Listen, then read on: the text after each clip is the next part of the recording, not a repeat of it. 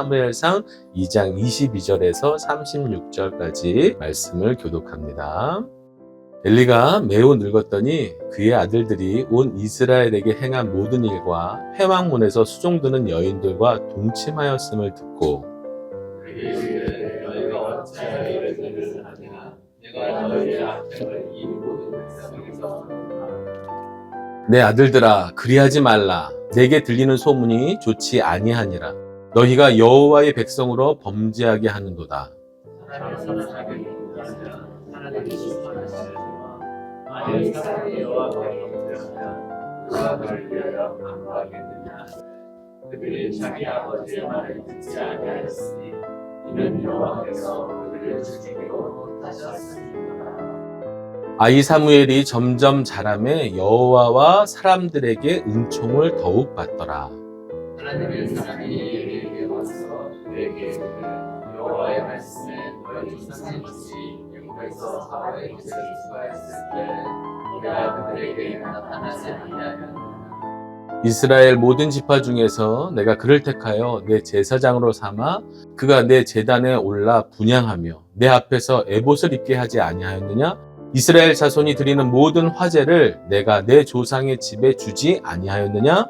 너희는 어찌하여 내가 내 젖에서 내 재물과 예물을 베풀며 내 아들들을 나보다 더 중히 여겨 내 백성 이스라엘을 드리는 가장 좋은 것으로 너희들을 살찌게 하느냐. 그러므로 이스라엘의 하나님 나 여호와가 말하노라. 내가 전에 내 집과 내 조상의 집이 내 앞에서 영원히 행하리라 하였으나 이제 나 여호와가 말하노니 결단코 그렇게 하지 아니하리라. 나를 존중히 여기는 자를 내가 존중히 여기고 나를 멸시하는 자를 내가 경멸하리라. 내가 내 딸과 내 조상의 집을 해서 내 집에 노인이 하나도 없게 하는 날이 이르리라.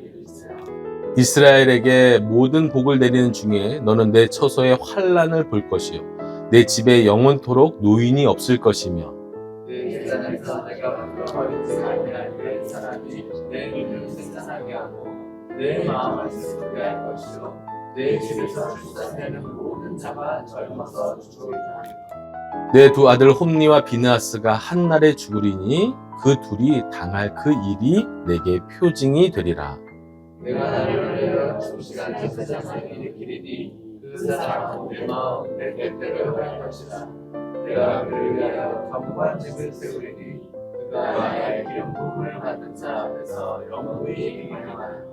그리고 내 집에 남은 사람이 각기 와서 은 한 조각과 떡 한 덩이를 위하여 그에게 엎드려 이르되 청하노니 내게 제사장의 직분 하나를 맡겨 내게 떡 조각을 먹게 하소서 하리라 하셨다 하니라.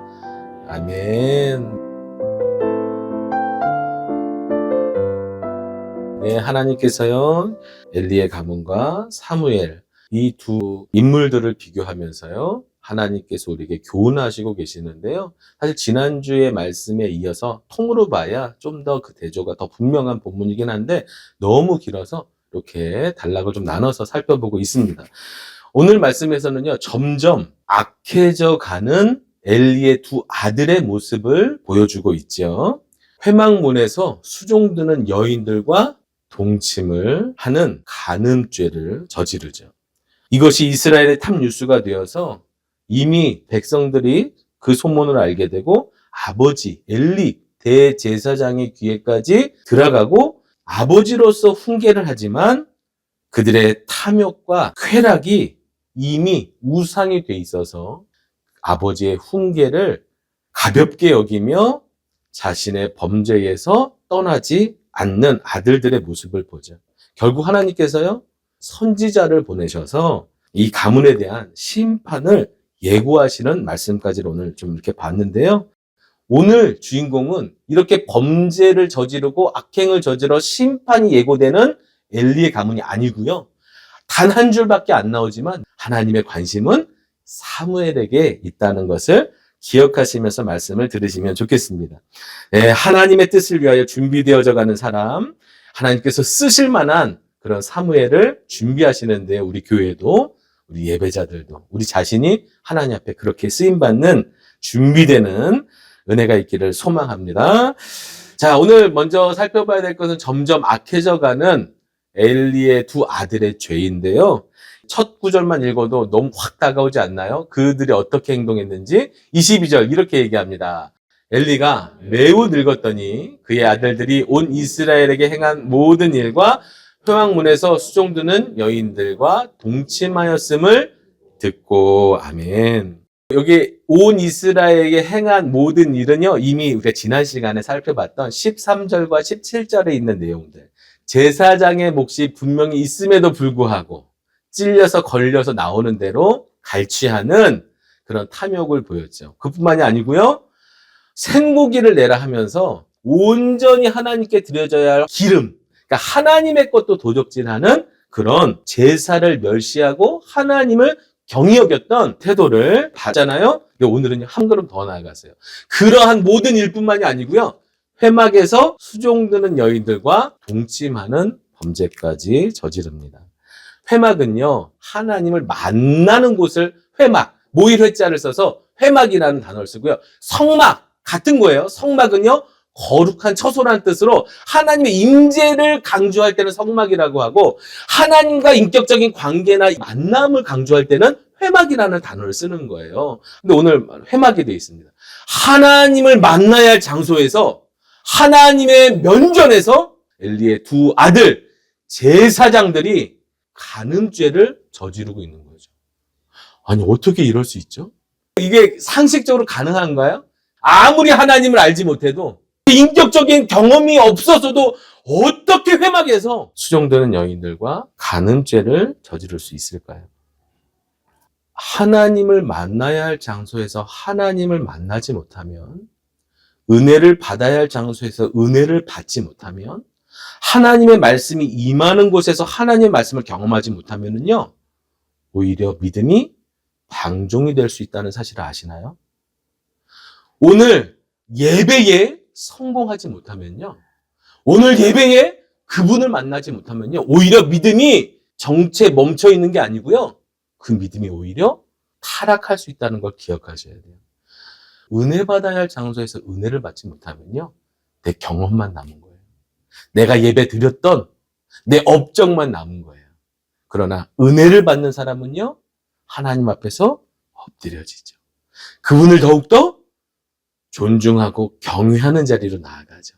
이것이 예배고 이것이 은혜의 삶인 것이죠.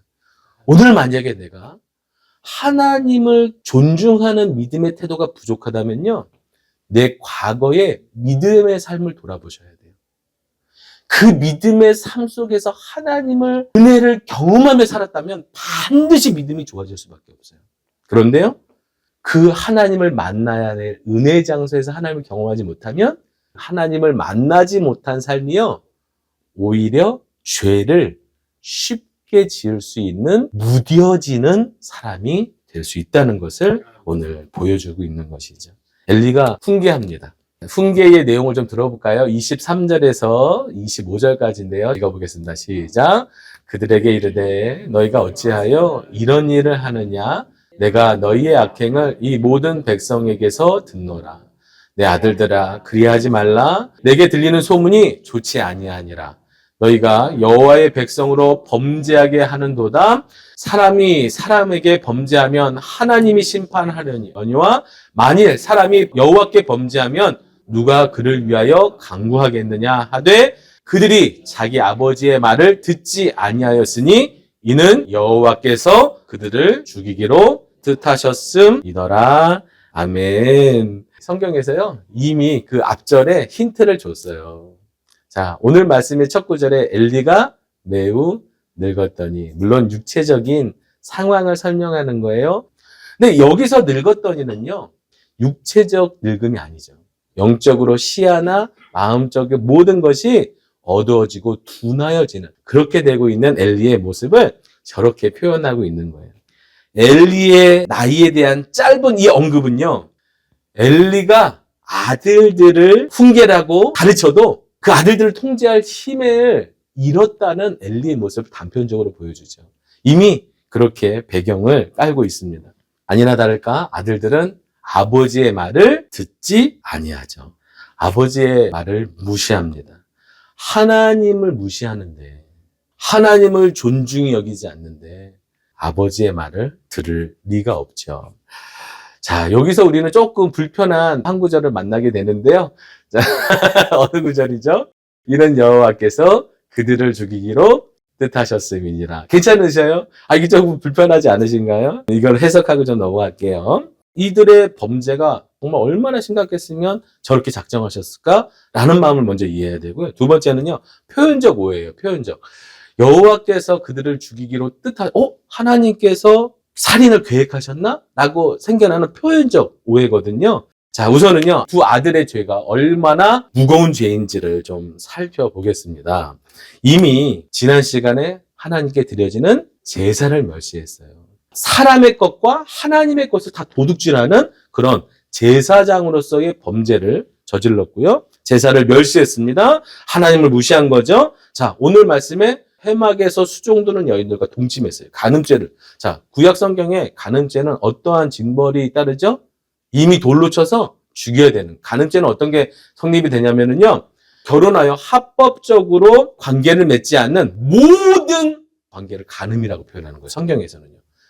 지금 시대는요. 너무 이 간음에 대해서 당연시되는 시대라 그렇게 이해하시면 안 되고요. 그러니까 처녀든 총각이든 다 마찬가지요. 부부가 되지 않은 상태에서 이루어지는 모든 성관계를 간음이라고 성경은 말하는 거예요. 그리고 그 간음이 밝혀질 때에 돌로 쳐 죽일 수 있도록 율법을 정해놓으셨단 말이에요. 이미 간음은요. 사형에 해당하는 죄를 지은 건데 그 간음을 행하는 자들이 누구냐면 제사장인 것이죠. 어디서요? 회막에서. 단순하게 한 사람의 간음으로 자신의 죽는 문제가 아니고요. 자, 제사는 왜 드리죠? 제사는 죄인된 백성과 하나님의 중재 역할을 하는 거룩한 직분이잖아요. 그런데 제사장이 간음으로 더럽혀졌어요. 제사장이 그 상태로 진례를 해야 돼요. 그러면 그 제사가 거룩하지 않죠. 성경은 그걸 말해요. 항상 그래서 부정한 것을 멀리하도록 그래서 가르치고 있죠. 그러니까 이미 이들의 제사는요, 하나님이 받으실 수 없는, 그러니까 개인의 죄뿐만이 아니라 이스라엘 공동체가 하나님 앞에 나가지 못하고 모든 제사와 예배와 하나님을 만나야 할 거룩한 은혜의 장소에서 하나님을 경험하지 못하도록 하는 사회적인 죄를 지은 것이죠. 그냥 한 사람의 죄인으로서의 그것도 죄인데 그것을 넘어서 이스라엘 전체가 하나님 앞에 서지 못하도록 하는 그런 죄를 지은 것이죠. 엘리가 소문을 듣고 아들들을 훈계합니다. 여기서요.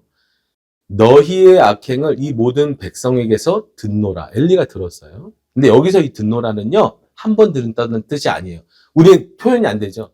원어에서는요. 내가 계속해서 듣는다는 의미예요. 계속해서 들렸다는 의미예요. 너희들의 이 악행이 이미 이스라엘 백성들이 다 알고 있고 계속해서 듣고 있는 상황에서 지금 엘리가 훈계를 하고 있는 거예요. 그러니까 이미 이들의 범죄가 한 번의 충동적인 실수가 아니고요. 이젠 익숙해지는 관습이 되어가고 있음을 오늘 알려주고 있는 거죠. 엘리가 훈계할 때요. 엘리가 어떻게 했어야 될까요? 한번 엘리가 되어보세요. 내 아들들이 제사장이 그 일들을 해요. 율법에 따지면 엘리가 아들들을 죽여야 되는 거예요. 적어도 그렇게까지 못한다 하더라도 어떻게 해야 되는 거예요? 그 제사장직에서 못하도록 해야 되는 거예요. 한 사람의 실수와 잘못으로 끝날 수 있도록 선을 그어주는 거예요. 그런데 엘리가 훈계하는 데 그치죠. 이후에 하나님의 선지자를 통해서 이 엘리 가문의 죄를 고발하실 때에 엘리 너도 함께 그 죄에 동참한 거나 마찬가지라고 하나님은 표현하세요. 그 방관이 훈계로 끝나는 그 가벼운 징계가 이스라엘 공동체가 점점 더 사사시대 악한 시대로 갈 수밖에 없는 그 역할을 지금 엘리가 하고 있는 거예요. 그 특별한 직분을 받은 엘리가 두 아들들을 잘못 징계함으로 그 상황이 되었음을 큰 범죄로 하나님이 선언하고 계신 것이죠. 자, 이제는 그 왜 하나님께서 죽이기로 뜻하셨는지 내용적으로는 이해했어요. 아, 큰 범죄구나. 하나님이 전부인 공동체가 하나님이 없다면 그것은 더 이상 이스라엘이 아니잖아요. 이스라엘은 하나님의 존재가 이유가 되고 목적이 되고 삶의 이유가 되는 게 이스라엘은 그게 이스라엘이에요. 하나님이 없으면 이스라엘이 아닌 거예요. 그러니 얼마나 큰 범죄입니까? 그럼에도 불구하고 하나님이 살인을 이렇게 계획하시거나 이런 신학적인 관점에서 하나님이 죄를 짓고 하나님이 살인을 이렇게 주도하시는 그런 분이신가에 대한 오해를 좀 풀어드릴게요. 사무엘서는요, 아까도 말씀드렸듯이 이미 지나간 것을 나중에 정리하면서 쓰잖아요. 그러니까 하나님께서 지금 죽이기로 뜻하셨다라고 했을 때 바로 죽이신 게 아니고 언제 죽이시죠? 이제 사장에 가서 시간이 지나서 그들이 전쟁에서 죽게 되거든요. 블레셋과의 전쟁에서. 다시 말하면요, 이런 거예요. 시편에 보면 이런 고백이 있습니다. 자, 11절, 12절 시편 좀 읽어볼까요? 시작. 내 백성이 내 소리를 듣지 아니하며 이스라엘이 나를 원하지 아니하였도다.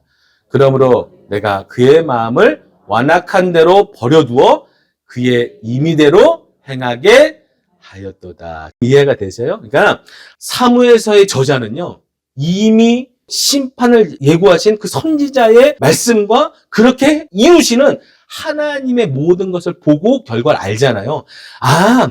하나님께서 그들의 마음을 완악한 대로 방종하도록 그냥 허용해 두시면서 이미 영적으로 죽은 그들이, 이미 간음으로 하나님과 단절되고 죄 가운데 죽어가는 그들이 그렇게 되도록 내버려 두셨다는 것을 하나님의 주권적 입장에서 그렇게 표현하는 것이죠. 자, 이제 하나님의 사람이 엘리에게 와서 엘리 가문의 심판을 예고합니다. 자, 읽어볼까요? 시작. 하나님의 사람이 엘리에게 와서 그에게 이르되 여호와의 말씀에 너희 조상의 집이 애굽에서 바로의 집에 속하였을 때에 내가 그들에게 나타나지 아니하였느냐? 이스라엘 모든 지파 중에서 내가 그를 택하여 내 제사장으로 삼아 그가 내 제단에서 올라 분향하며 내 앞에서 에봇을 입게 하지 아니하였느냐? 이스라엘 자손이 드리는 모든 화제를 내가 내 조상의 집에 주지 아니하였느냐? 너희는 어찌하여 내가 내 처소에서 명령한 내 제물과 예물을 밟으며 내 아들들을 나보다 더 중히 여겨 내 백성 이스라엘이 드리는 가장 좋은 것으로 너희를 살찌게 하느냐? 아멘. 네. 하나님의 사람 무명의 선지자가 찾아오죠. 하나님께서 선지자를 대제사장인 엘리에게 보내셨다는 것은요, 이미 엘리가 하나님의 뜻, 하나님의 음성을 들을 수 있는 영적인 실력이 없었다는 것을 의미하죠. 자, 이 말씀에 보면은요, 먼저 심판을 예고하기 전에 엘리와 아들들의 그 행위가 하나님의 편에서는 어떻게 느껴지는지를 오늘 표현하고 있는데요. 먼저는 너희의 그 직무가 얼마나 하나님께서 중요하게 여기는지를 설명을 해요. 이 제사장의 직분이 언제 시작이 되었냐면 저 출애굽 시대에 시내산에서 율법을 주실 때에 그 율법을 집행하고 제사를 집례할 제사장 위임식을 하면서 그때 다 주어지면서 아론의 가문에게 주셨던 특권이잖아요.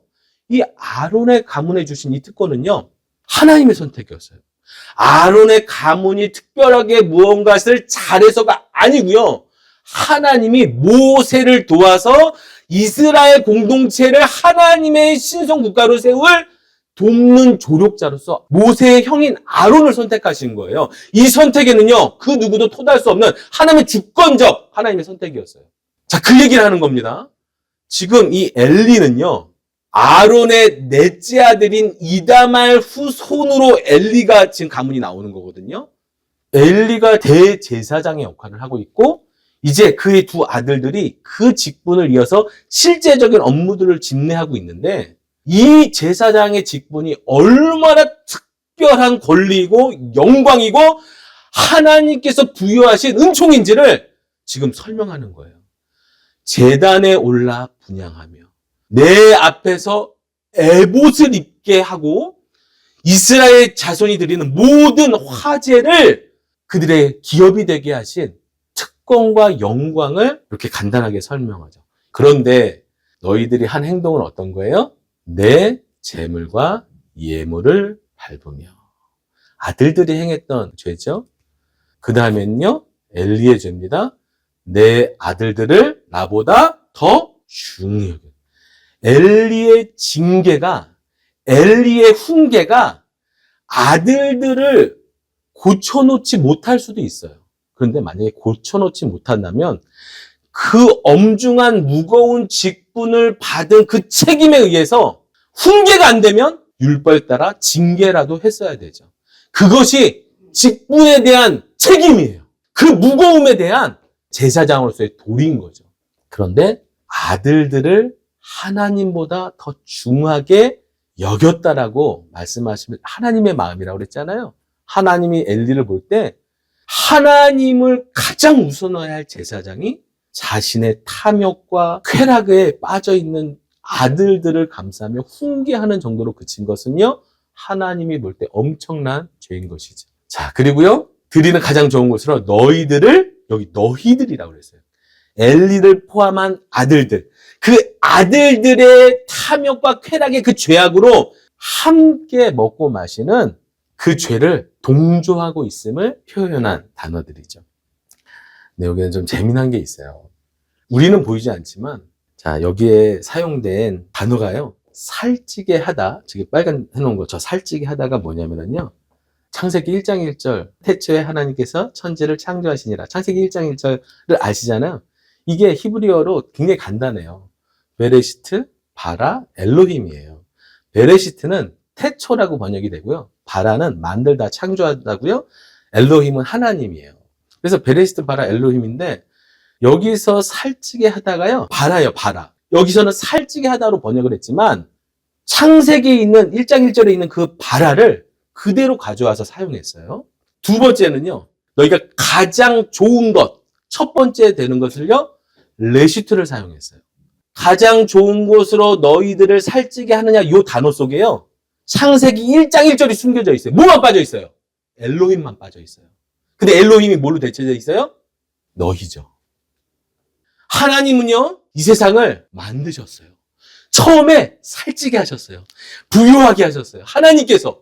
그런데 지금 엘리의 가문은요, 가장 좋은 것으로 레시트로 바라하고 있어요. 자신의 세상, 자신의 세상을 만들어가고 있어요. 그러니까 이 사무엘서의 저자는요, 창세기 1장의 1절에 있는 그 뜻을 여기에 담으시면서 하나님 앞에 거룩해야 할 제사장이 자신의 탐욕과 쾌락에 의하여 자신의 세상을 만들고 있는 죄악을 이렇게 빗대어서 설명하고 있는 거예요. 엘로힘이 엘리의 가문으로 바뀌었습니다. 그들은 자신의 세상을 만들어가고 있어요. 이제 30절에 이 구절을 통해서 엘리의 가문을 심판하시기를 말씀하시는데요. 자, 읽어보겠습니다. 시작. 그러므로 이스라엘 하나님 나 여호와가 말하노라. 내가 전에 내 집과 내 조상의 집이 내 앞에서 영원히 행하리라 하였으나 이제 나 여호와가 말하노니 결단코 그렇지 아니하리라. 나를 존중히 여기는 자를 내가 존중히 여기고 나를 멸시하는 자를 내가 경멸하리라. 아멘. 이 빨간색의 모든 단어들이요, 무겁다, 가볍다예요. 이해하시나요? 우리가 경중 이렇게 얘기하잖아요. 무겁다, 가볍다. 그러니까 우리가 하나님을 얼마나 중요하게 생각하고 우선순위에 두고 있는지를, 그 무게를 수치로 표현할 수가 없잖아요. 내가 하나님을 중요하게 생각하는 건 10인가요? 9인가요? 8인가요? 이렇게 할 수가 없잖아요. 근데 하나님은요, 한나의 노래를 통해서 고백하게 하셨어요. 여호와는 지식의 하나님이시라. 행동을 달아보시느니라. 그 사람의 하나님을 향한 믿음의 그 무게를 아시는 거예요. 존중히 여기는 그 무게를 하나님은 아세요. 다실 수 있는 전지전능하신 하나님이세요. 엘리는요, 아들들을 더 무겁게 생각하고요. 아들들은요, 하나님을 가볍게 생각하고요. 하나님께서 결국 어떻게 하시는 거예요? 자신을 가볍게 생각하는 엘리와 두 아들들을, 그 가문을 가볍게 대우하신다. 이렇게 말씀하고 계신 것이죠. 하나님을 가볍게 여기는 마음은요, 죄를 양산합니다. 하나님을 무겁게 여기는 마음은요, 경외함으로 자라나요. 마지막 이제 엘리의 가문 어떻게 심판하시느냐, 그냥 빨리빨리 넘어갈게요. 자, 첫 번째는요, 모든 자식들이 젊어서 다 죽어요. 노인이 없을 거라고 반복해서 말씀하세요. 하나님께서 끊으시겠대요. 그렇게 되도록 내버려 주시겠대요. 그들의 죄악이 그런 삶을 만들어내도록 방관하시겠대요. 33절에도 똑같은 마음을 표현하죠. 젊어서 죽을 거고요. 그리고 그런 것이 엘리의 슬픔이 될 거라고 말씀하세요. 그리고 그 징표가 34절에 홈리와 비나스 두 아들이 한날에 죽을 것이 심판의 표징이 될 거라고 무섭게. 이 말을 만약에 우리가 내 연약함과 부끄러움에 의해서 하나님께서 나에게 이렇게 직접적으로 말씀하신다면 우리 마음이 어떨까요? 한번 상상해 보세요. 얼마나 떨릴까요? 얼마나 두려울까요? 짓던 모든 죄에서 다 떠나지 않을까요? 그게 당연한 거 아닌가요? 엘리는 누구예요? 대제사장이에요. 아들들은 뭐예요? 제사장이에요. 그들은 특별한 책임을 가지고 하나님 앞에 서는 삶이 그들의 삶의 목적이었던 사람들이죠. 적어도 하나님의 사람 무명의 선지자를 보내서 하나님의 말씀을 전할 때 적어도 이 말을 들을 때 얼마나 두려워해야 될까요? 그런데 저는 이게 너무 안타까워요. 엘리와 두 아들이 조금이라도 바뀌려는 태도를 보이지 않아요. 이게 너무 무서운 거죠. 그들은 이미 심판받은 거나 다름이 없어요. 지금 죽지 않았어도요, 이미 그 영혼은요, 죽어 있는 거예요. 제가요, 세 자녀를 키우면서 저도 화낼 때가 많아요. 어느 때는요, 저도 폭발합니다. 이놈들! 해가지고, 제가 혼을 내죠, 아빠로서. 제가요, 소리만 높아져도요, 자녀들이 어떻게 해요? 쩔쩔매요. 두려워해요. 아빠 화났구나. 내가 잘못했구나. 아이들이 자녀라면 아는 거예요. 느낌적으로 알아요. 근데 이렇게까지 심판을 예고하는데요. 무서운 심판이잖아요. 엘리의 마음까지도 완악해져 있는 무서움을 보죠. 여기서 심판의 그 얘기가 끝이 아니고요. 자, 26절에 가면요. 이런 얘기도 있어요. 빨간색만 읽어볼까요? 시작. 내게 제사장의 직분 하나를 맡겨 내게 떡 조각을 먹게 하소서 하리라. 아멘. 이게 뭐냐? 제사장의 직분을 구걸하게 될 것이다. 이렇게 예언하고 있는 거예요. 자, 이 엘리의 가문이 구걸하는 가문이 될 것이라는 그 예언이 어디서 이루어지냐면요. 아비아달 후손에게서 이루어집니다. 읽어볼게요. 시작. 아비아달을 쫓아내어 여호와의 제사장 직분을 파면하니 여호와께서 실로에서 엘리의 집에 대하여 하신 말씀을 응하게 함이더라. 이게 솔로몬 시대 때 이루어진 말씀이고 열왕기상에 엘리의 가문들의 죄를 깊게 살펴봤는데 그 중간에 딱 26절에 이 말씀이 있는 거예요. 점점 악해져가고 범죄하는 엘리 가문의 그 실상과 그것으로 인한 하나님의 심판 사이에 하나님께서 이 구절 딱 한 구절을 사무엘에 대하여 기록해 놓으셨어요. 자, 읽어보겠습니다. 시작. 이 사무엘이 점점 자라매 여호와 사람들에게 은총을 더욱 받더라. 아멘. 하나님은요, 엘리의 가문을 그 죄를 지적하시고 훈계하시고 혼내시고 화를 내시기 위해서 지금 이 말씀을 하고 계신 게 아니고요. 그런 세상 속에서, 그런 제사들 속에서, 그런 예배들 속에서, 그런 교회들 속에서 지금 하나님의 관심이 누구에게 있다고요? 이 사무엘에게 있는 거예요. 그 수많은 죄들 사이에 이 사무엘에게 관심 있는 하나님을 보게 하시고요.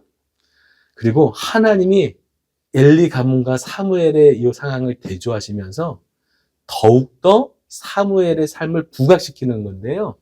여기에 쓰인 단어가 중요하기 때문에 그래요. 그래서 빨간색을 해놨잖아요. 여호와와 사람들에게 은총을 더욱 받더라. 누가? 사무엘이. 그런데요. 히브리 원어에 보면요. 이렇게 돼 있어요. 은총을 더욱 받더라가요. 토브라는 거예요. 토브.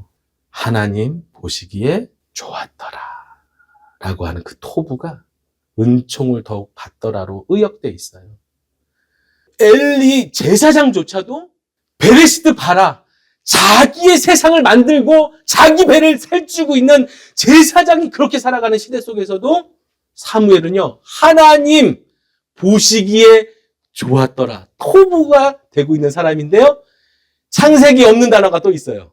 사람들에게. 하나님에게만 보기에 좋은 사람이 아니고요. 하나님과 사람 앞에 좋은 사람으로 자라나고 있는 사무엘. 마치 에덴에 있었던 그 죄 짓기 전에 순전했던 하나님의 사람들처럼 그렇게 자라나고 있는 사무엘을 표현하고 있는 거예요. 엘리 가문의 죄악과 사무엘의 자라남 속에서 하나님은 창세기의 마음을 담아놓으셨어요.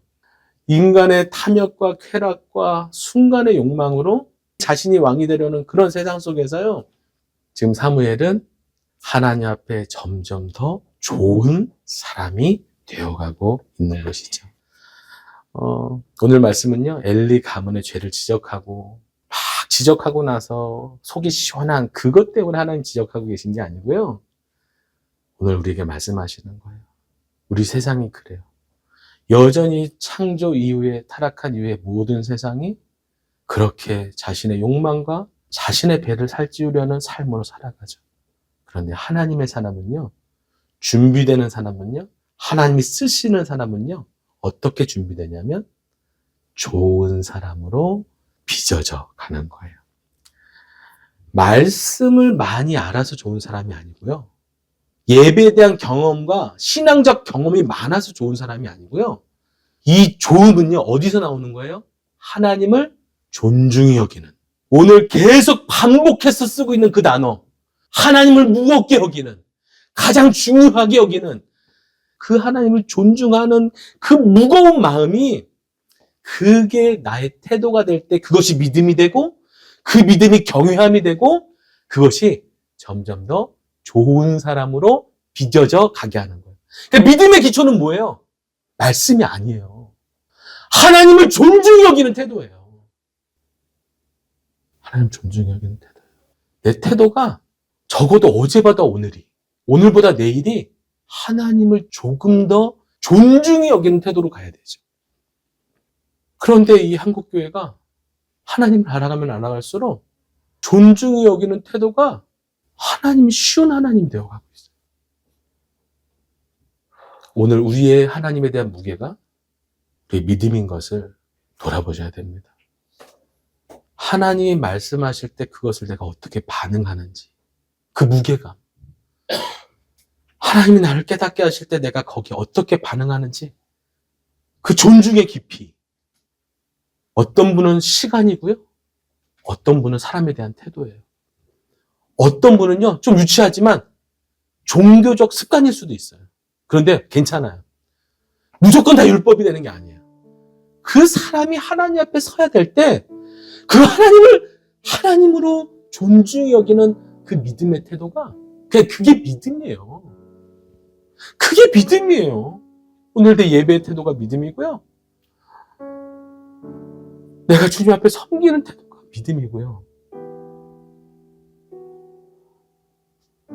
보이지 않는 하나님을 믿음의 눈으로 바라보며 그분 앞에 엎드릴 줄 아는 게, 그렇게 점점 더 엎드릴 줄 알아가는 것이 믿음의 삶인 거죠. 오늘도 하나님 그런 사람을 찾고 계신 거예요. 하나님을 안 믿는 건 아닌데 하나님을 존중하지 않는 것이 습관이 되어가는 시대에 살고 있어요. 그래서 우리가 오늘도 기도해야 되고 또다시 내 허리를 굽혀 엎드릴 줄 아는 자가 돼야 그 태도가 점점 자라나 믿음이 되는 거고요. 은혜 받아야 할 곳에서 은혜 받지 못한 그 삶이 오히려 방종하고 하나님을 가볍게 여기는 믿음의 태도를 갖게 만드는 거죠. 오늘 믿음의 동역자 여러분, 그냥 하나님 정말 존중하는 사람 됐으면 좋겠어요. 우리를 달아보실 수 있는 그 하나님 앞에서 우리의 하나님에 대한 존중과 그 무게가 진정한 믿음이 되어지는 그런 좋은 사람으로 성장하고 성숙되기를 간절히 소망합니다. 오늘도 주님 앞에 발 앞에 엎드리기를 고백하며 함께 찬양합니다.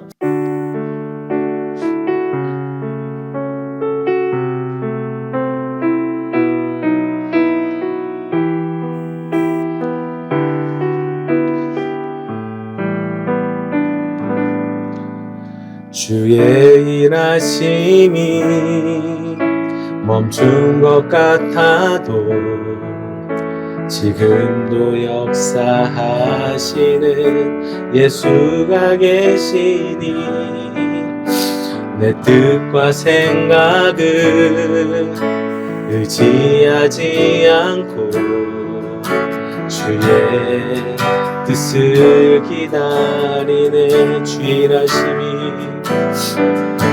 주의 일하심이 멈춘 것 같아도 지금도 역사하시는 예수가 계시니 뜻과 생각을 의지하지 않고 주의 뜻을 기다리네.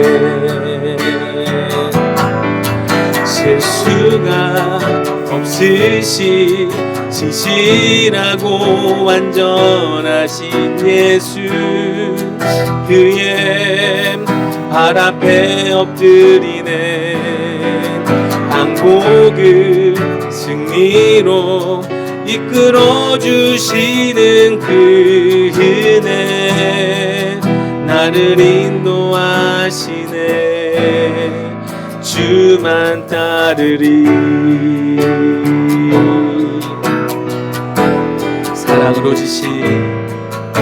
사랑으로 지신 십자가를 주사 영원히 함께 하시는 예수가 계시니 믿음의 눈으로 주를 바라보고 주께 숨고 사랑으로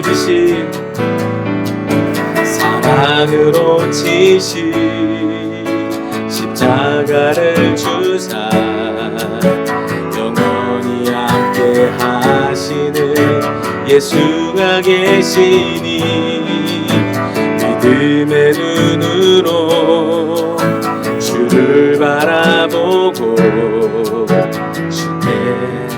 주께 순복하네.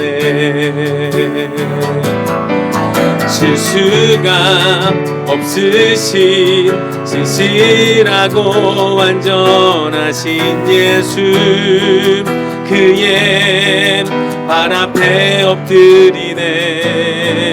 항복을 승리로 이끌어주시는 그 은혜 나를 인도하시네. 실수가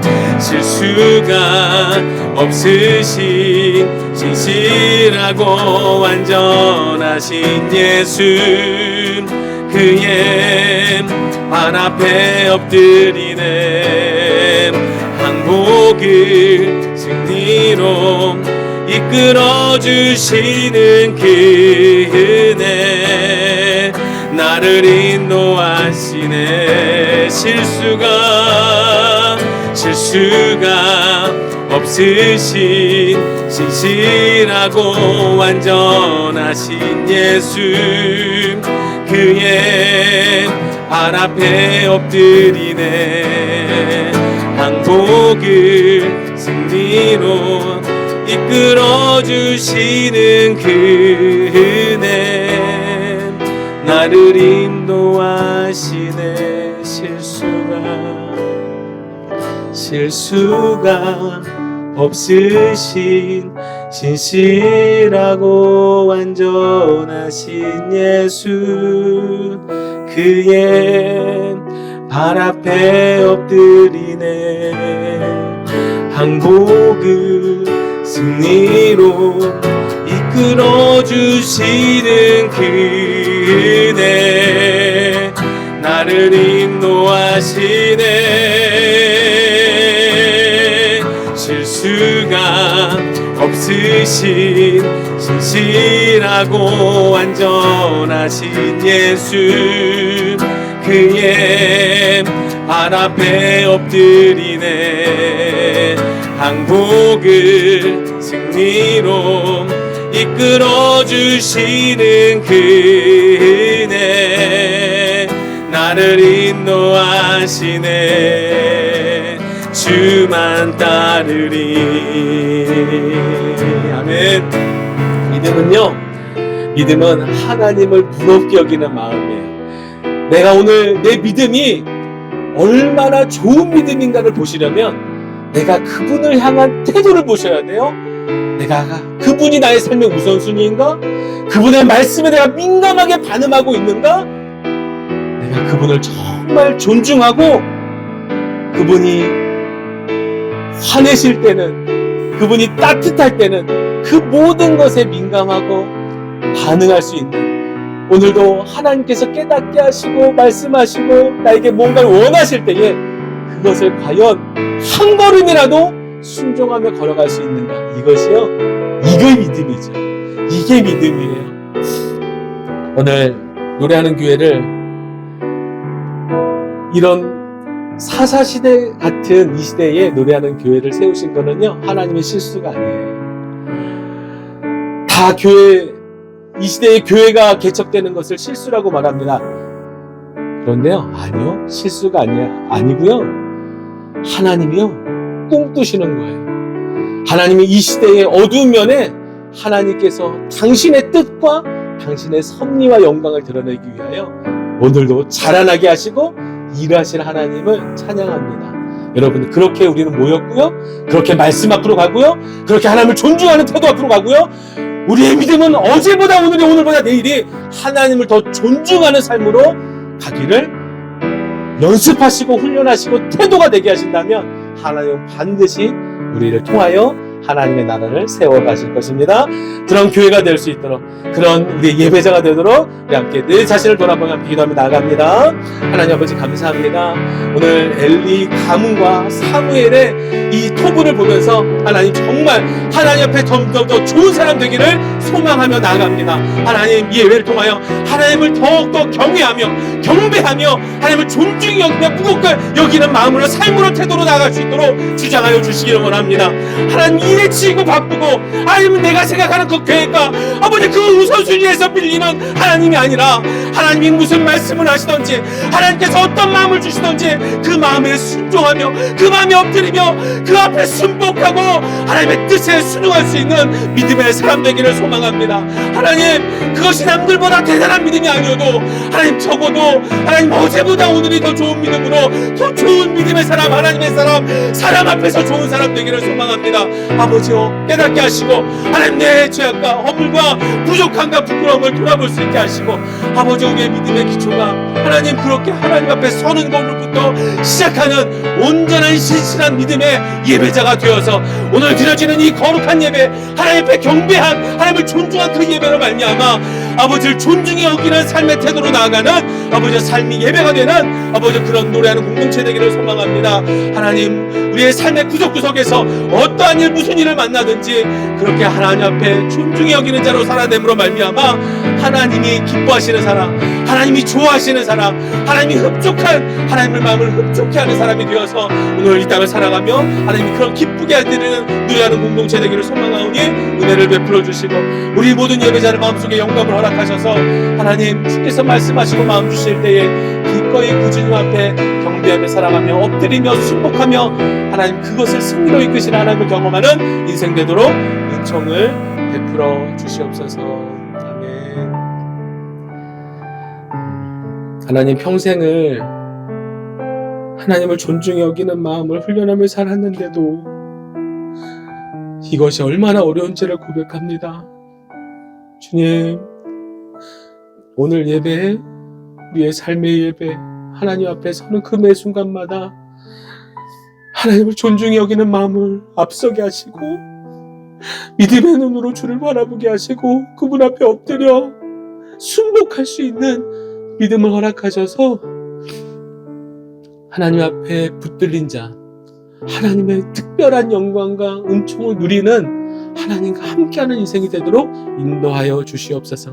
겨우 구원받는 인생이 아니라 하나님의 특별한 영광, 하나님 앞에서 하나님과 함께 하나님의 뜻에 섭리에 쓰임받는 인생이 되어 하나님, 우리 개인의 삶이, 우리 노래하는 공동체의 이 귀한 하나님의 인도하시는 삶이 자라나는 사무엘처럼 다음 시대에 준비되어지는 교회와 우리 성도가 되도록 인도하여 주옵소서.